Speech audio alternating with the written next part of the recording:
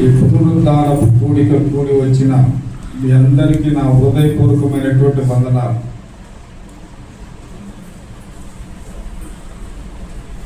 ఇక్కడ చాలా జాగ్రత్తగా కొన్ని మాటలు మనం విని చదివి ఒక ప్రాముఖ్యమైనటువంటి పాఠాన్ని ఈ దినమందు మనం నేర్చుకుందాం. మలాకి గ్రంథము 1వ అధ్యాయము 12వ వాక్యాన్ని చదువుదాం. అందరూ కూడా మీ బైబిల్ తెరవండి. చదవగలిగిన వారందరూ కూడా ఆ మాట చదవండి. అయితే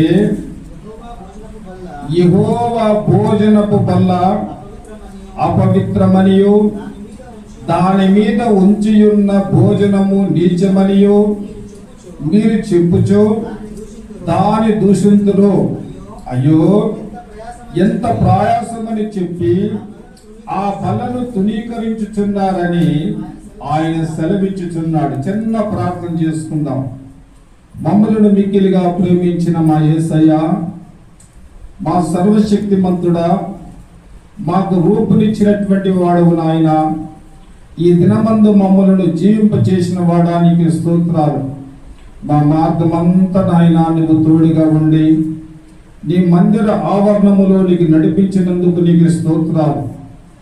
బిడ్డలు చేయించినటువంటి ప్రార్థనలు బట్టి నీకు వందనాలు చెల్లిస్తున్నాము నా తండ్రి. బలహీనుడైనటువంటి నన్ను నీ కృపలో భద్రపరచండి. నోటికి నోరుగా ఉండండి. నీ జ్ఞానాన్ని దయచేయండి ప్రభువా, నీకు స్తోత్రము.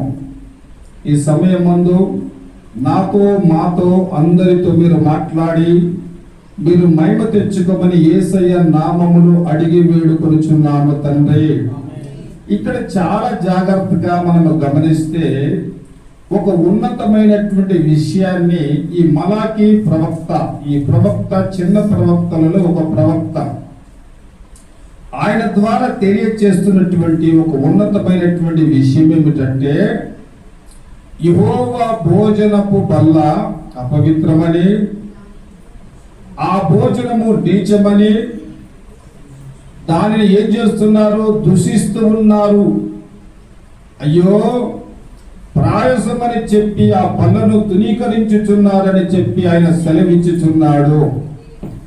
యెహోవా భోజనపు బల్ల అపవిత్రమని, అది నీచమైనదని, అది తునీకరింపబడుతున్నదని ప్రభు తన హృదయములో వేదన పడుతూ ఈ మాటలను మనకు తెలియజేస్తూ ఉన్నాడు.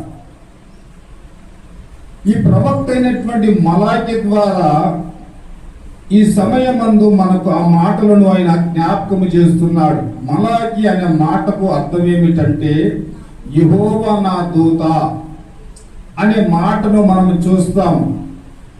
ఎవరిని ఉద్దేశించి ఈ మాటలు చెప్తూ ఉన్నారు? ఈ ప్రభు యొక్క బల్లను ఎవరు తునీకరిస్తున్నారు? ఎవరు అపవిత్రమైనది అంటున్నారు? ఎవరు నీచమైనది అంటున్నారని చెప్పి మనము గమనిస్తే వారు ఇశ్రాయేలు యొక్క ప్రజలై ఉన్నారు. దేవునికి స్తోత్రం చెప్పండి. ఎవరు వీళ్ళు? ఇశ్రాయేలులు.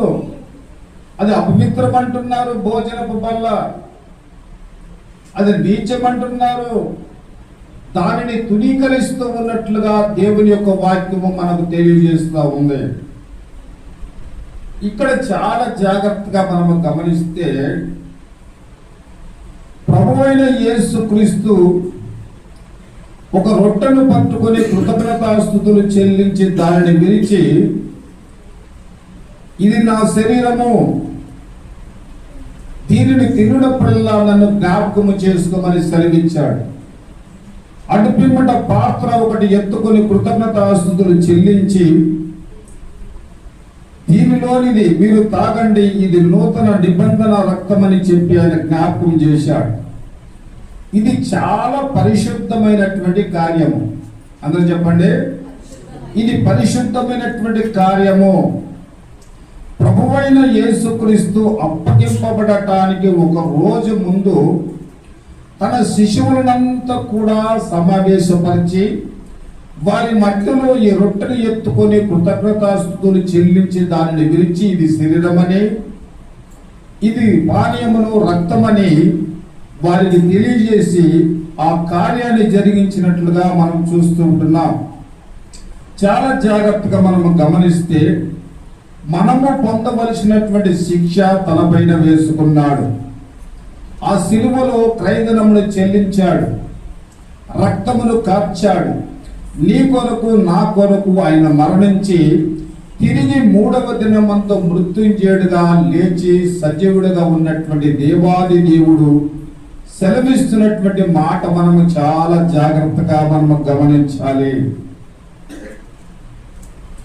ఇక్కడ ఇశ్రాయేలు జనాంగము ఎందుకు ఆయన భోజనపు బల్లను అపవిత్రమని నీచమని తునీకరిస్తున్నారు?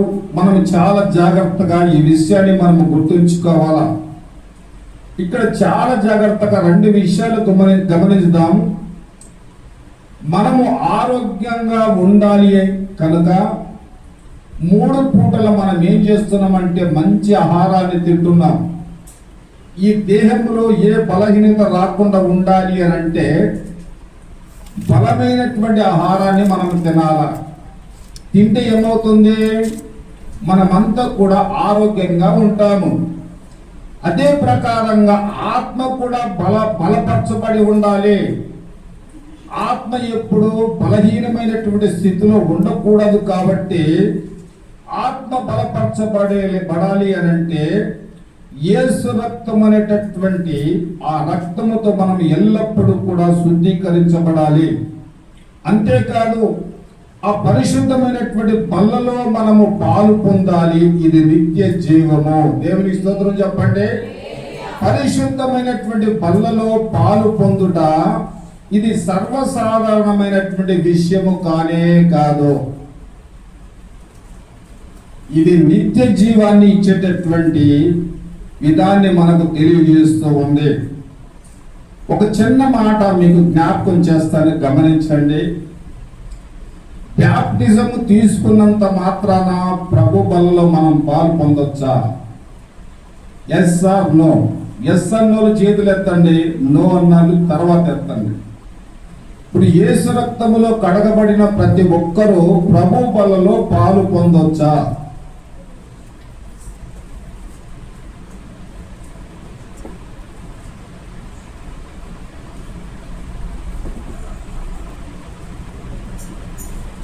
చెప్పండి అమ్మా. అమ్మా నిర్భయంగా ధైర్యంగా చెప్పండి అమ్మా. భయపడతారు ఎందుకు? పొందొచ్చు. అందరు చెప్పండి. ఇప్పుడు చేతులు ఎత్తండి అందరూ. Yes or no? ఎస్. నేను అంటాను, నో అంటాను. మీకు అర్థమవుతుందా? యేసు రక్తములో బాప్టిజము పొందినంత మాత్రాన ప్రభు బలలో మనము పాలు పొందొచ్చా అంటే మీరేమన్నారు? చాలా జాగ్రత్తగా గమనించండి. ప్రతి ఒక్కరూ పాలు పొందొచ్చు అని చెప్పండి.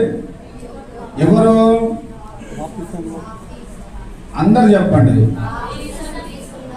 అందరూ కూడా ప్రభు బలలో పాలు పొందొచ్చు. ఎందుకు పొందకూడదు? ఆత్మీయంగా మనము పరిశుద్ధమైనటువంటి గ్రంథాన్ని పరిశీలన చేస్తే చాలా ఉన్నతమైనటువంటి విషయాలు. ఈ రోజు ఏ వారము? అందరు చెప్పండి. అయ్యా బయట ఉన్న వాళ్ళు కూడా చెప్పాలి. ఈ రోజు ఆదివారము. దేవుని మందిరానికి వచ్చావు, యేసు రక్తములో కడగబడ్డావు కాబట్టి ఆయన శరీరములో రక్తములో పాలు పొందావు. చాలా మంచిది. సోమవారము నుండి తిరిగి శనివారము వరకు నీ జీవిత వైఖరి ఎలా ఉంది? నీ ఆలోచన, నీ నడక, నీ మాటలు, నీ ఉద్దేశము సోమవారము నుండి చాలా జాగ్రత్తగా గమనించండి. మా ఇంట్లో టీవీ ఉంది కానీ వాక్యము తప్ప వేరేది నేను చూడనన్ను చేతులు ఎత్తండి.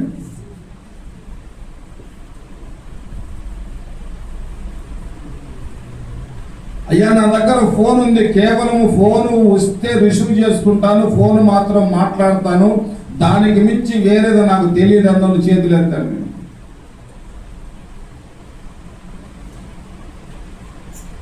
ఇంట్లో దెబ్బలాడతాము, భార్యతో, పిల్లలతో, అన్నదమ్ములతో, ఎవరితో ఒకరితో మనం ఏం చేస్తాము? దెబ్బలాడతాము. వెంబడే వచ్చి ఏం చేస్తామంటే ప్రభు బలలో పాల్పొందుతాం.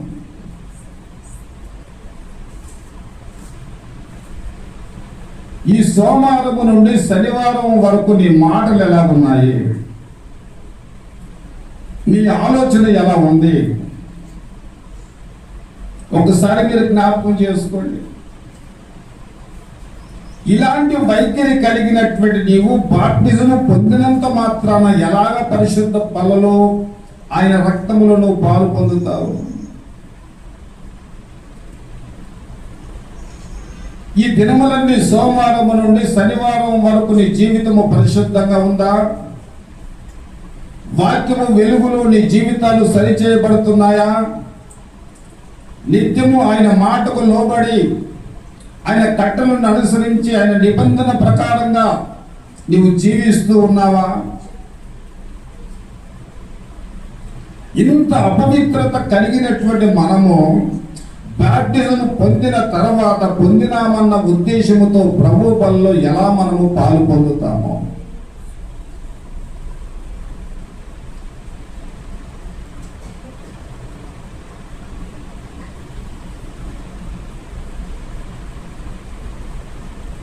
చెప్పండి, చెప్పండి. ఎన్ని రోజులు టైం ఇచ్చాడు మనకు? ప్రభు బలలో పాలు పొందిన తర్వాత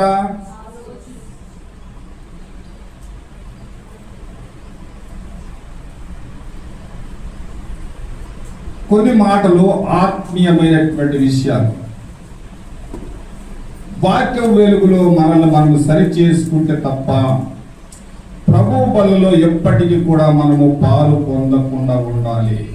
మనం సరి చేయబడకపోతే ప్రయోజనం ఏమిటి? ప్రభు బలకు యోగ్యులు ఎవరు? ఒక 5 విషయాలు మీకు చెప్తాను. ప్రభు బలకు యోగ్యులు ఎవరు? ఎవరు ప్రభు బలలో పాలు పొందాలి, ఎవరు పొందకూడదు అనే విషయాన్ని వాక్యపు వెలుగులో మీరు ఇంటికి వెళ్ళి వాక్యాన్ని ముందు పెట్టుకొని చక్కగా ధ్యానం చేసి నాకు మరలా మీరు చెప్పండి.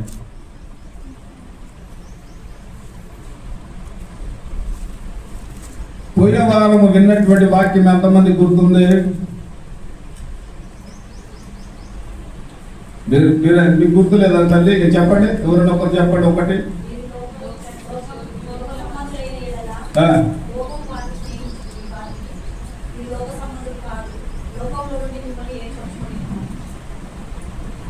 ఈ వాక్య భాగాన్ని అందించినప్పుడు మన సహోదరుడు మరి యూట్యూబ్లో పెడితే ఇంచుమించు 30-35 మంది చూశారు.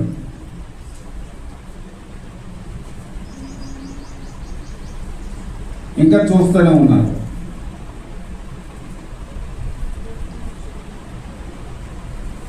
కాబట్టి మనల్ని మనము సరి చేసుకోకుండా దేవుని పరిశుద్ధమైనటువంటి శరీరములో కానీ రక్తములో కానీ మనము పాలు పొందటానికి వీలు లేదు. ఎందుకు వీలు లేదు అన్న విషయాన్ని కొద్దిగా మనం జ్ఞాపకం చేసుకున్నాం. ప్రభు బలకు ఎవరు యోగ్యులు? ఇక్కడ 2 విషయాలను ఆయన జ్ఞాపకం చేస్తున్నాడు. 1 కొరింథీయులకు రాసిన పత్రిక 11వ అధ్యాయము 27-28 వచనాలు. కాబట్టి ఎవడు అయోగ్యముగా ప్రభు యొక్క రొట్టెను తినునో లేక ఆయన పాత్రలోని తాగునో చాలు. ఇక్కడ చాలా జాగ్రత్తగా ఈ మాటలు మనం గమనిద్దాం. అయోగ్యముగా ఎవడు ప్రభు బలలో పాలు పొందునో వాడి గురించి ఏమంటున్నాడంటే వాడు అపరాధి అగును. రెండో మాట ఏమన్నాడంటే వాడు వాని మీదికి శిక్ష వస్తుందని చెప్పి ఇక్కడ 3-4 మాటలు చెప్పాడు. మీలో బలహీనులుగా ఉన్నారు, రోగులై ఉన్నారు, చాలా మంది నిద్రించుచున్నారు. చక్కని 4 మాటలు చెప్పాడు. ఈ 4 మాటలు ఎవరికి అని మనం ఆలోచిస్తే అయోగ్యముగా తనను తాను సిద్ధపరచుకోకుండా, తన హృదయాన్ని దేవుని యొక్క సన్నిధానములో అప్పగించకుండా, ఎవరైతే అయోగ్యముగా ఆయన రక్తములో శరీరములో పాలు పొందారో వారి జీవితాలలో సంభవించబోయేటటువంటి కీడును ఆయనకు తెలియజేస్తూ వచ్చాడు. కనుకనే చాలా మంది సిద్ధపాటు లేకుండా పాలలో పాలు పొందుతున్నారు. కాబట్టి మన జీవితాలలో, మన కుటుంబాలలో అనారోగ్యము, మనము బలవంతులుగా కాము, బలహీనులైపోతున్నాము దినదినము కూడా. ఎందుకు ఈ విధమైనటువంటి కార్యాలు జరుగుతున్నాయి అంటే, అయోగ్యముగా ఆయన శరీరములో రక్తములో పాలు పొందటం వల్ల మనము అపరాధులుగా మిగిలిపోతున్నాము దేవుని ఎదుట. రెండో మాట ఏమి జ్ఞాపకం చేస్తున్నాడు 28వ వాక్యములో, కాబట్టి ప్రతి మనుషుడు తనను తాను పరీక్షించుకొనవలెను. దేవునికి స్తోత్రం చెప్పండి. ఇది చాలా ప్రాముఖ్యమైనటువంటిది. నిన్ను నువ్వు పరీక్షించుకోకుండా, నిన్ను నువ్వు సిద్ధపరచుకోకుండా, నీ పాపములు అపరాధములు ప్రభు సన్నిధానములు విడిచిపెట్టుకోకుండా ఏ రకంగా నువ్వు ప్రభు బల్లలో రక్తములో పాలు పొందుతావు? తనను తాను ఎవరైతే పరీక్షించుకుంటారో అట్టి వారు యోగ్యులై ఉన్నారు. ఇప్పుడు చెప్పండి, ఎవరు యోగ్యులు?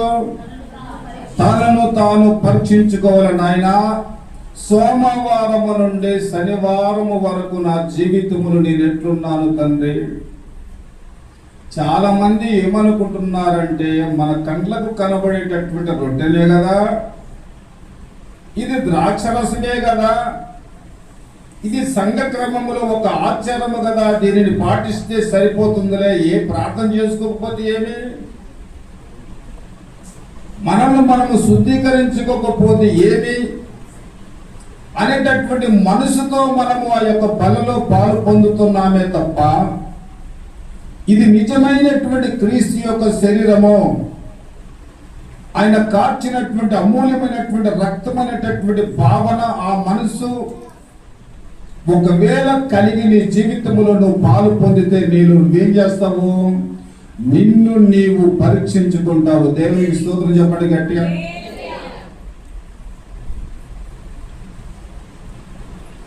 ఏం చేస్తున్నాం మనము? అందరు నా వైపు చూడండి. నాన్న కూర్చోయా. మనం ఏం చేసుకుంటాం? మనము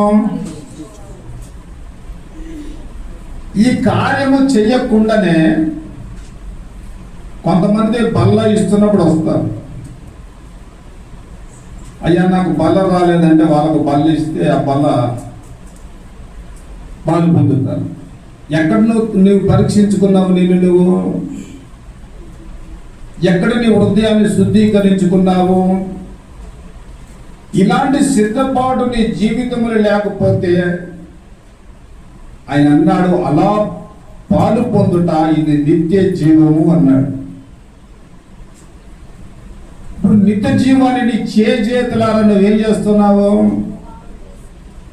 సిద్ధపాటు లేకుండా దానిని పోగొట్టుకుంటున్నావు. శరీర సంబంధంగాను బలహీనుడుగాను రోగిగాను మార్చబడుతూ ఉన్నావు. కాబట్టి నా ప్రియమైనటువంటి దేవుని సంగమా, దేవుని బిడ్డలారా, యేసు రక్తములో కడగబడిన ప్రతి ఒక్క విశ్వాసి తనను తాను పరీక్షించుకొని సిద్ధపరచబడిన తరువాతనే ప్రభు బల్లలో పాలు పొందాలని దేవుని ప్రేమను బట్టి మీకు తెలియజేస్తూ ఉన్నా. చెప్పండి గట్టిగా హల్లెలూయా. మీరు ఒకవేళ అనొచ్చు, ప్రభు బల్లలో పాలు పొందటానికి అంత పరీక్ష అవసరమా? మీరు ఇక్కడ వినండి నాన్న. ప్రభు బల్లలో పాలు పొందటానికి మాకు పరీక్ష అవసరమా? చెప్పడానికి అడగండి. అవును, అవసరమే. ఎందుకు అవసరమో ఒక మాట చూద్దాం. చాలా చక్కని మాట. కీర్తన గ్రంథము 51వ అధ్యాయము 2వ వాక్యములో దావీదు అంటున్నాడు, నా దోషము పోవునట్లు నన్ను బాగుగా కడుగుము, నా పాపము పోవునట్లు నన్ను పవిత్రపరచుము. చాలు. ఏమంటున్నాడు ఇక్కడ? నాతాను ద్వారా హెచ్చరింపబడినటువంటి వాడైనటువంటి దావీదు ఒక రాజు, ఏమీ కొదవలేనటువంటి వాడు, తన తప్పును తాను తెలుసుకున్న తర్వాత దైవ సన్నిధిలో ఏం చేస్తున్నాడంటే తనను తాను పరిశీలన చేసుకుంటూ ఉన్నాడు. ఒక రాజు ఈ స్థితిలో తనను తాను పరిశీలన చేసుకుంటూ, నా దోషము పోవునట్లు నన్ను బాగుగా కడుగుము, నా పాపాను పోవునట్లు నన్ను పవిత్రపరచు అని చెప్తూ ఉన్నాడే. మనం ఏ పాటి వారము?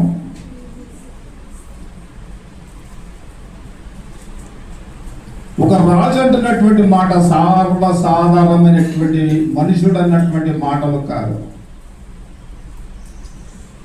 మూడో మాట అంటాడు, నా అతిక్రమములు నాకు తెలిసే ఉన్నాయి, నా పాపం ఎల్లప్పుడూ నా ఎదుట ఉన్నది. ఇప్పుడు 7వ వచనం చదవండి. నేను పవిత్రుడు రగునట్లు హిసోపుతో నా పాపములు పరిహరింపుము, ఇనుము కంటే తెల్లగా నన్ను చేయి ప్రభువా అని తనను తాను ఏం చేస్తున్నాడంటే చేసిన తప్పుకు పశ్చాత్తాపపడుతూ ప్రభు సన్నిధానములో పరీక్షించుకుంటూ ఉన్నాడు. దేవుని వాక్యాన్ని వింటున్నావే, దేవుని సన్నిధికి వస్తున్నావే, ఎప్పుడైనా నిన్ను నీవు పరీక్షించుకున్నావా? పరిశీలన చేసుకున్నావా? ప్రభువా, నీ సన్నిధానములో మరి నేను ఎలాగ ఉండాలా ప్రభువా? నీ పరిశుద్ధమైనటువంటి రక్తములో శరీరములో నేను ఎలా పాలు పొందాల ప్రభువా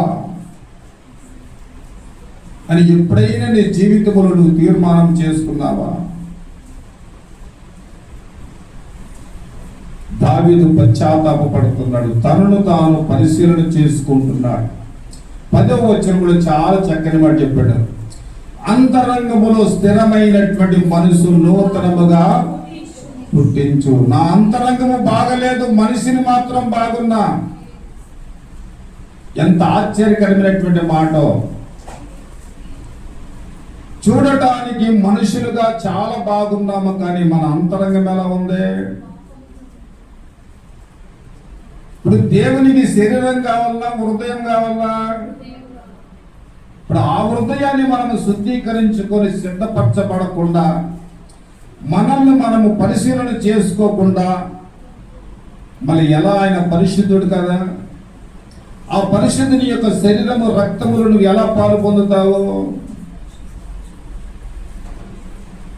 నువ్వు పరిశుద్ధంగా ఉంటేనే కదా. ఒక్కసారి మనల్ని మనం జ్ఞాపకం చేసుకుందాం. పేతురుతో ప్రభు అన్నాడు, నువ్వు నన్ను ఎరగవని 3 మాటలు అబద్ధమాడతావు. పేతురు అన్న తర్వాత అదే ప్రకారంగా అబద్ధమాడి ఆ తర్వాత తన్ను తాను తెలుసుకొని పశ్చాత్తాపపడి కన్నీరు కార్చి ప్రాలపించి ఏడ్చాడు. పేతురు పశ్చాత్తాపడ్డాడు, తనను తాను తెలుసుకున్నాడు. అయ్యో, నా పరిస్థితి ఈ రకంగా అయిపోయిందని చెప్పి పశ్చాత్తాపడ్డాడు.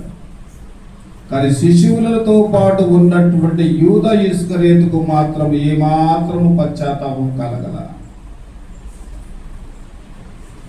దేవుని మందిరానికి వస్తే సరిపోదు.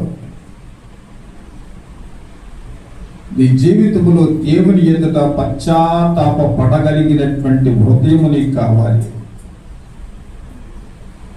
మనుషుడు ముఖాన్ని చూస్తున్నాడు, కానీ నేను ప్రకటిస్తున్నటువంటి యేసు నీ హృదయము అంతర్భాగములో మర్మ గర్భితమైనటువంటి మర్మాన్ని చూసేటటువంటి దేవుడు. దేవునికి స్తోత్రం చెప్పండి గట్టిగా. నీ ఆలోచన ఆయనకు తెలుసు.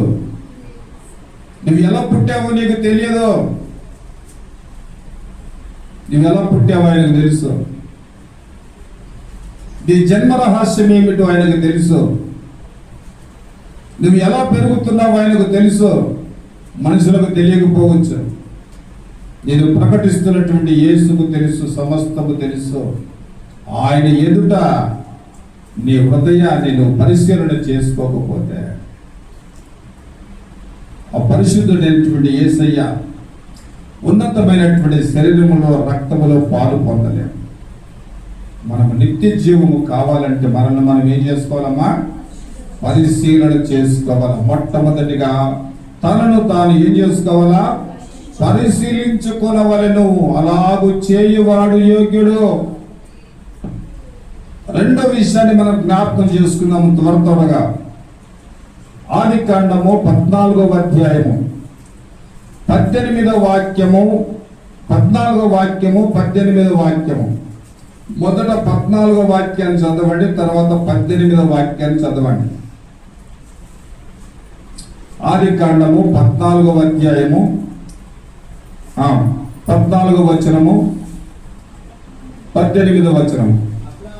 అబ్రాహాము తన తమ్ముడు చెరపట్టబడని విని తన ఇంట పుట్టిన 318 మంది వెంట పెట్టుకొని ఆ రాజులను తరిమాను. ఇప్పుడు 18వ వచనం చదువున్నాను. మరియు షాలేము రాజైన మెల్కీషెదెకు రొట్టెలు ద్రాక్షారసము తీసుకొని వచ్చాను. సర్వోన్నతుడైన దేవుని యాజకుడు. చదువు. అప్పుడు అతడు అబ్రహామును ఆశీర్వదించి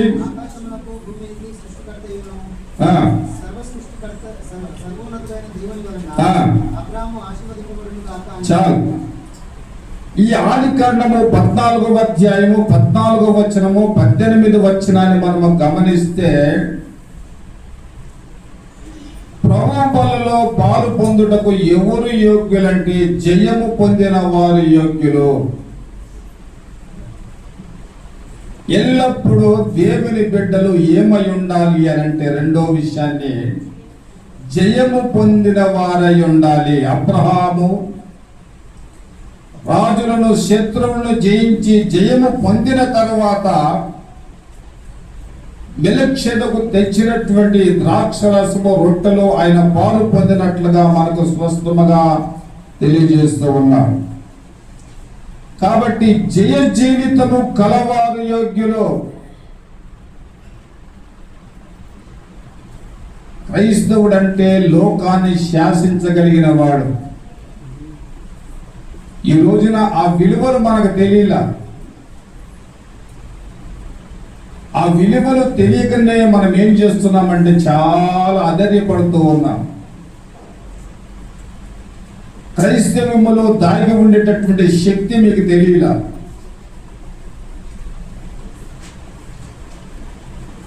పర్వతము లాంటి శ్రమని ఎదుట ఉన్నా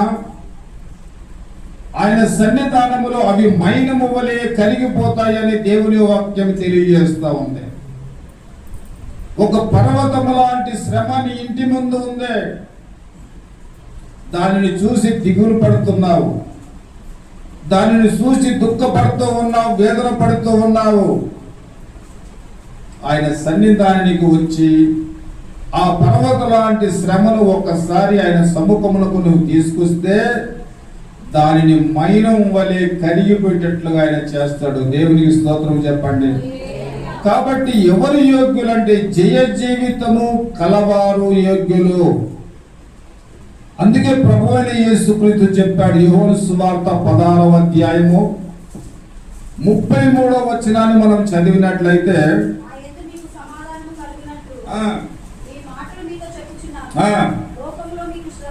లోకములో మీకు శ్రమ కలుగును, అయినను ధైర్యము తెచ్చుకొనుడి, లోకమును జయించి ఉన్నాను. దేవునికి స్తోత్రం చెప్పండి. మనము ఆరాధిస్తున్నటువంటి దేవాది దేవుడు ఎలాంటి వాడంటే లోకమును జయించిన వాడు. అందరూ చెప్పండి అన్నమాట. ఇప్పుడు ఆయన బిడ్డలుగా మనకు అధికారం ఉందా లేదా?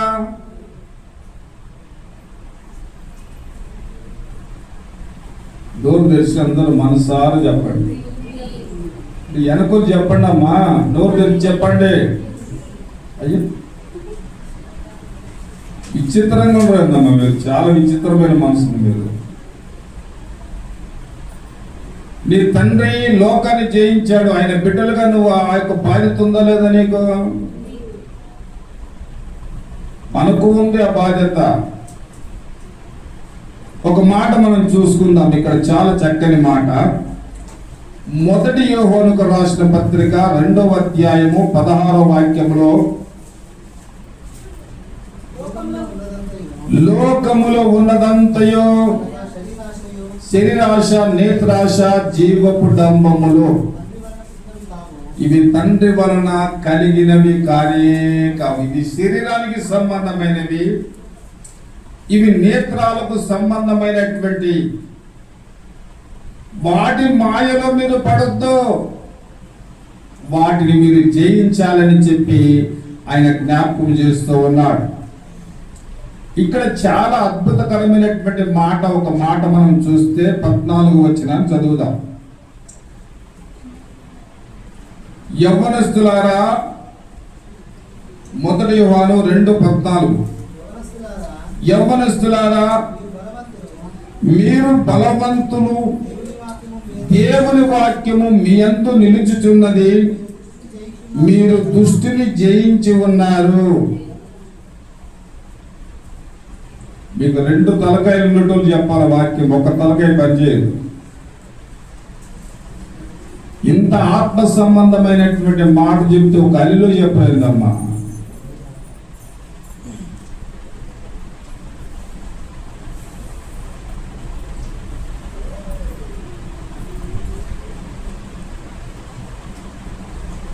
వచ్చే ఉద్యమం పోతుంది మిమ్మల్ని చూస్తే,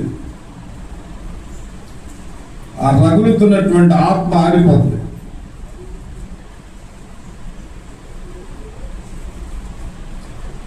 ఒక్కరైనా ఉద్యంగా హల్లెలూయా స్తోత్రాలు చెప్తారంటే ఆ ఇదే లేదు.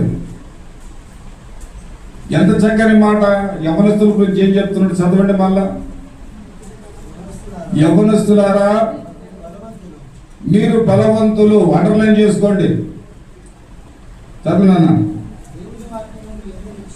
దేవుని వాక్యము మీ యందు నిలుచుచున్నది, మీరు దుష్టిని జయించి ఉన్నారు. గట్టిగా చెప్పండి. ఎర్రటి ఎండలు నిలబెట్టలు మిమ్మల్ని అందరూ చేసుకుని తర్వాత ఏమనగా.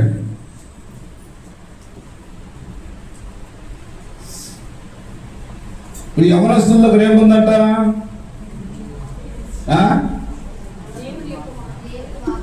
ఉంది. ఉంటే మౌనం కూర్చుంటాం, మనము గంతులేస్తాం, ఆనందిస్తాము, సంతోషిస్తాము. పట్టరాని సంతోషం మన హృదయములో ఉప్పొంగుతుంది. దేవుని వాక్యం మన హృదయములు ఉంటే, మనకు ముచ్చట్టుంటే సార్, దాని తప్ప మనకేమంటుంది? ఎవరు జయ జీవితము కలిగి ఉంటారో వారు మాత్రము యోగ్యులు. ప్రభు బలలో పాలు పొందుటకు ఎవరు యోగ్యులు అంటే జయ జీవితము కలిగిన వారు. దేవునికి స్తోత్రము కలుగును గాక. త్వరగా 2 మాటలు చూసుకొని ప్రార్థన చేసుకుందాం.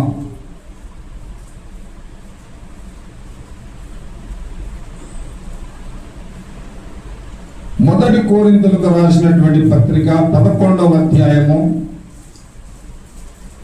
26వ వచనం 3వ విషయాన్ని చదువుకుందాం. మీరు ఈ రొట్టెను తిని ప్రభు వచ్చే వరకు ఆయన మరణమును ప్రచురించురి. ఎప్పటిదాకంట? ఇక్కడ ఏమంటున్నాడంటే సిలువను గుర్చినటువంటి వార్తను ప్రకటన చేయండి. అలాగూ చేయువారు ఆయన శరీరములో రక్తములో పాలు పొందడానికి యోగ్యులు. సువార్తను, సిలువ వార్తను ప్రకటించాలి, వారు యోగ్యులు.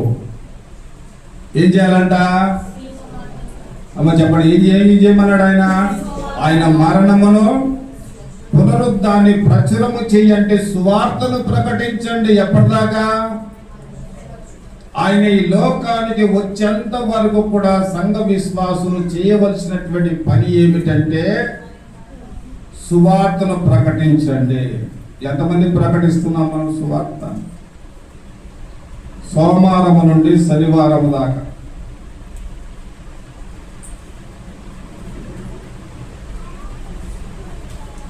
చెప్పండి. ఇది చేయకుండానే ఏం చేస్తున్నాం మనము? ఇది ఏది చేయము. ప్రభు బలలో శరీరములో పాలు పొందుతాం. ఎంత గొప్ప దండిలమో మనము.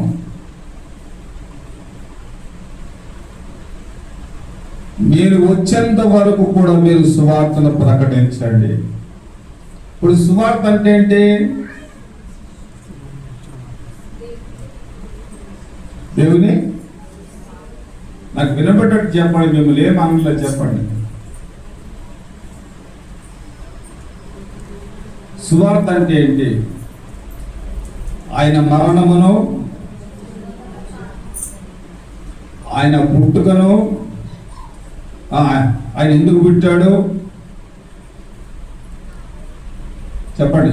ఆయన జననమును, మరణమును, పునరుద్ధానాన్ని గూర్చి చెప్పటమే సువార్త. ఈ మూడు గుర్తుపెట్టుకోవాలి. సువార్త అంటే ఏంటి? ఆయన జననము, ఆయన మరణము, ఎందుకు మరణించాడు, ఆయన పునరుద్ధానము, ఈ మూడుటిని గురించి ప్రకటించటయే సువార్త. దేవునికి స్తోత్రం చెప్పండి గట్టిగా. ప్రతి విశ్వాసి ఈ కార్యము చేయాలి. ఈ కార్యాలు చేయకుండానే మనం ఏం చేస్తున్నాము? తెలిసి తెలియక ఇది సంఘము ప్రకారంగా క్రమము చొప్పున బలారాధన అని చెప్పి దాంట్లో పాల్గొంటున్నాం.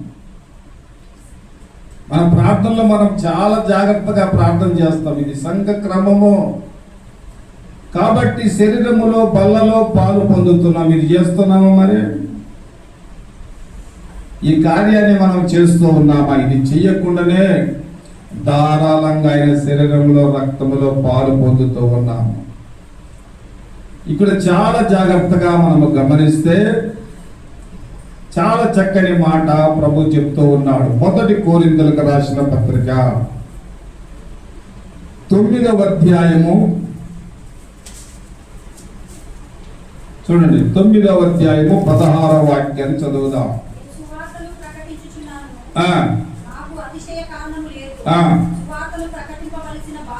సువార్తను ప్రకటించవలసినటువంటి భారము నా పైన మోపబడి ఉన్నది. అయ్యో, సువార్తను నేను ప్రకటించకపోతే నాకు శ్రమ అన్నాడు దైవజనుడు. ఎంత భారం కలిగి ఉన్నాడో చూడండి. ఆయన రక్తములో కడగబడిన దేవుని బిడ్డవు, దేవుని కుమారుడవు. ఆయన సువార్తను ప్రకటించకపోతే నీకు శ్రమ. ఆయన భయపడుతున్నాడు, దుఃఖపడుతూ ఉన్నాడు. అయ్యా, నీ సువార్తను ప్రకటించేటటువంటి భారాన్ని నా పైన పెట్టావు. ఒకవేళ నేను ఆ సువార్తను ప్రకటించకపోతే నాకు శ్రమ. చాలా అద్భుతమైన మాట చెప్పాడు.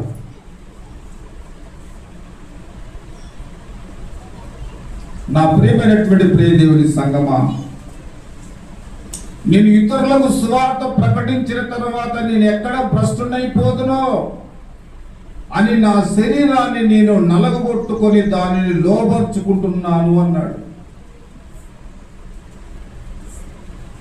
శరీరాన్ని ఎప్పుడు ఒక విశ్వాసి ఏం చేయాలంటే పెంచి పోషించొద్దు శరీరాన్ని.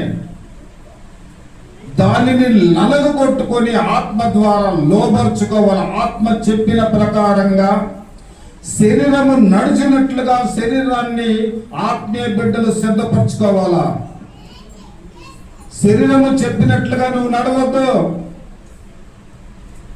శరీరము ప్రవర్తించమని చెప్పినట్లుగా నువ్వు ప్రవర్తించవద్దు. ఆత్మ ద్వారా శరీర క్రియలను జయించాలని ఆయన జ్ఞాపకం చేశాడు. నేను ప్రకటించిన తర్వాత నేను ఎక్కడ భ్రష్టుడైపోతానో, నా శరీరాన్ని దినదినము కూడా నేను నలగొట్టుకుంటున్నాను, దానిని లోపరుచుకున్నట్టు అన్నాడు. దేవునికి స్తోత్రం చెప్పండి గట్టిగా. కడుపు నిండా తిని ఉపవాస ప్రార్థనలు ఉన్నా కడుపు నిండా తిని హాయిగా నిద్రపోండి. ఎక్కడ శరీరానికి బలహీనత వస్తుందో, ఎంత శరీరాన్ని మనం పెంచి పోషిస్తామో అంత ఆత్మీయ స్థితిలో నువ్వు వెనకబడతావన్న సత్యాన్ని ఈ మధ్యాహ్న కాల సమయం మందు గుర్తుపెట్టుకోండి. ప్రతిరోజు కూడా మన శరీరము మనము చెప్పినట్లుగా వినేటట్లుగా దానిని లోపరుచుకోవాలి. దేవునికి స్తోత్రం చెప్పండి. ఇప్పుడు సువార్త ప్రకటించే భారం ఎవరి మీద ఉందంట? సేవకుని మీదనే ఉంది. అందుకే సంఘములో సంఘ పెద్దలను దేవుడు నియమించాడు, సంఘ విశ్వాసులను నియమించాడు, సేవకులను నియమించాడు. వీరందరూ కలిసి ఏం చేయాలంటే సువార్తను ప్రకటించాలి. ఆ భారం ఎవరి మీద ఉంది? అందరి మీద. చెప్పండి, అందరి మీద ఉంది. ఒకవేళ అది ప్రకటించలేదనుకో సంఘానికి ఏమొస్తుంది? ఏదొచ్చినా పర్వాలేదు, మేము వెంటనే కూర్చుంటాం, మేము కదలము, ఏ మాత్రము కూడా మేము అడ్డు మెదలము. వాక్యాన్ని అర్థం చేసుకునేటటువంటి స్థితిలో మనం లేము. 4వ విషయాన్ని త్వరగా నిర్గమకాండము 12వ అధ్యాయము 14వ వాక్యము.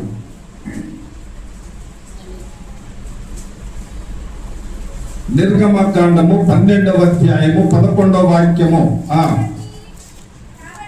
కాబట్టి ఈ దినము మీకు జ్ఞాపకార్థమగును,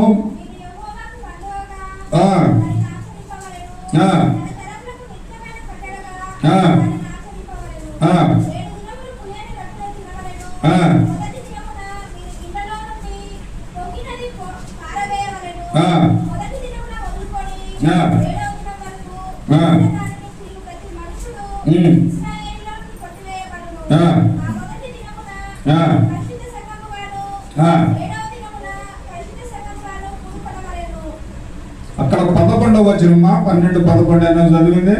మీరు దానిని తినవలసిన విధమేదనగా, మీరు దానిని తినవలసిన విధమేదనగా మీ నడుము కట్టుకొని చెప్పులు తొడుక్కొని మీ కర్రలు చేత పట్టుకొని త్వరపడుచు దాన్ని తినవలెను. అది యెహోవా పస్కావలి.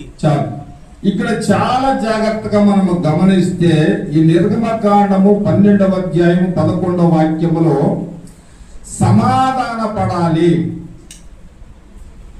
ప్రభు పనులలో పాలు పొందేటటువంటి వారు ఎవరు అంటే సమాధాన పడినటువంటి వారే యోగ్యులు. ప్రభు పనులకు ఎవరు యోగ్యులు? సమాధాన పడినటువంటి వారు యోగ్యులు.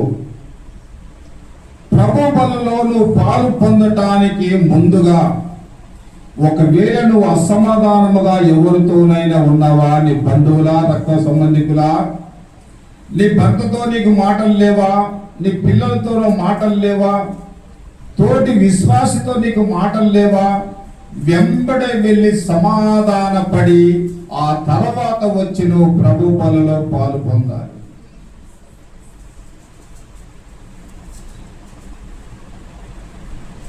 అట్టి సమాధానము లేకుండా ప్రభు బలలో మనము పాలు పొందటానికి వీలు లేదు. ఎఫెసీయులకు రాసిన పత్రిక 6వ అధ్యాయము 15వ వాక్యాన్ని మనం చదివితే,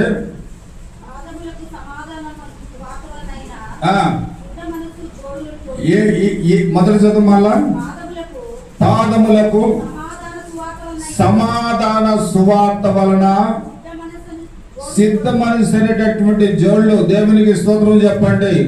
సమాధానం అనేటటువంటి మనసు మనము కలిగి ప్రభు బలలో పాలు పొందాలి. అట్టి వారు యోగ్యులు. ఎంత చక్కటి విషయాన్ని జ్ఞాపకం చేస్తున్నాడో చూడండి. ప్రభు బలను స్వీకరించే ప్రతి ఒక్కరు కూడా అందరితో ఇంటిలో, సమాజములో, సంఘములో ప్రతి ఒక్కరితో ఏం కలిగి ఉండాలంట? సమాధానము కలిగి ఉండాలి. అట్టి సమాధానము ఒకవేళ నువ్వు కలిగి ఉండకపోతే నువ్వు అయోగ్యముగా ప్రభు యొక్క బలలో, శరీరములో నువ్వు పాలు పొందినట్లు. ఇకపోతే చివరి మాట మనం జ్ఞాపకం చేసుకుందాం. ఆదికాండము 14వ అధ్యాయము 18వ వచనము నుండి 21 వచనాలు మనం చదువుకుందాం. మరియు షాలేము రాజైన మెల్కీసెదెకు రొట్టెలు ద్రాక్షారసము తీసుకొని వచ్చెను. అతడు సర్వోన్నతులకు దేవునికి యాజకుడు. దేవుని యాజకుడు. అప్పుడు అతడు అబ్రాహామును ఆశీర్వదించి ఆకాశమునకు భూమికి సృష్టికర్తయును సర్వోన్నతుడైన దేవుని వలన అబ్రాహాము ఆశీర్వదింపబడిన గాక అనియు నీ శత్రువులను నీ చేతికి అప్పగించిన సర్వోన్నతులకు దేవుడు స్తుతింపబడిన గాక అని చెప్పాను. అప్పుడు అతడు అన్నిటిలో ఇతనికి 10వ వంతు ఇచ్చెను. దేవునికి స్తోత్రం చెప్పండి. ఇప్పుడు అబ్రహాము ఈ వంశావళి లేనటువంటి మెల్కీసెదెకు ద్రాక్షారసములో, రొట్టెలో పాలు పొందిన పిదప ఆయన ఆశీర్వాదాలు పొందిన తర్వాత ఏం చేశాడు అని మనం ఆలోచిస్తే ఆయనకు కలిగినవన్నిటిలో 10వ భాగ్యముని ఇచ్చాడు. దేవునికి స్తోత్రము చెప్పండి. ఈ 10వ భాగ్యము ఇచ్చేటటువంటి వారు యోగ్యులు. ప్రభు బలలో పాలు పొందేటటువంటి యోగ్యత, ఈ చివరి యోగ్యత ఎవరు యోగ్యులంటే 10వ భాగము ఇచ్చువారు యోగ్యులు.